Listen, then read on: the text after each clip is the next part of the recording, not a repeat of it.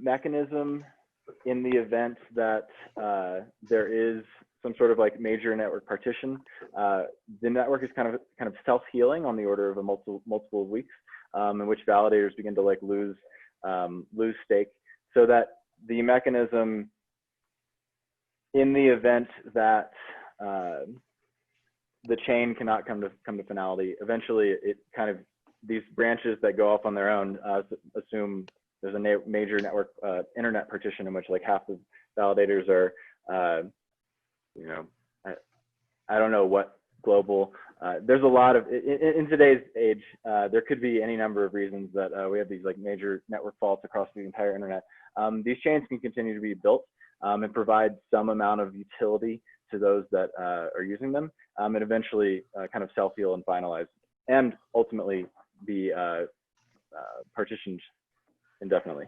Can you describe what you mean by self-heal in this case? That's like it's not a very scientific term.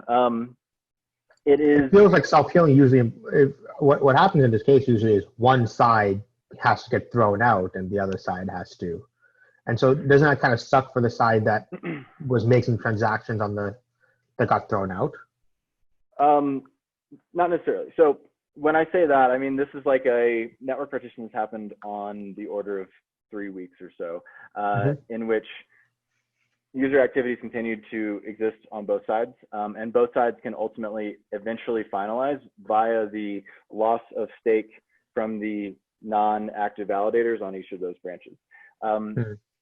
Take, for example, there's probably a number, this is like an easy example, but say the Great Firewall goes up real hard, and Chinese validators on ETH2 are existing in a vacuum for more than 3 weeks, you know, on the order of months.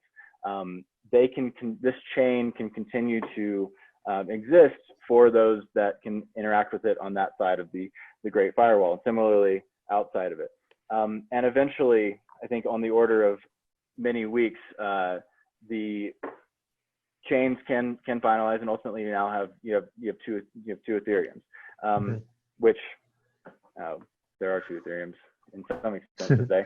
You have you know, the ledgers would diverge unless there was some sort of social coordination to try to do something otherwise. Right. I was just going to bring that up.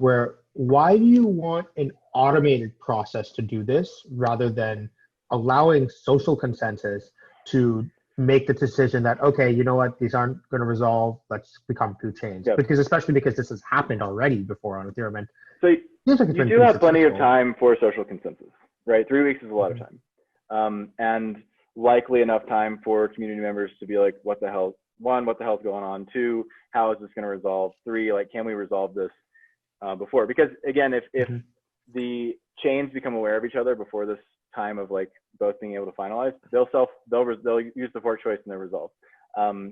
Whereas in this event, we're also planning for like very extreme global conditions, aka like World War III and things, in which social coordination might be difficult. You know, social coordination exists, and on the order of 3 weeks, I think, is a reasonable time to coordinate.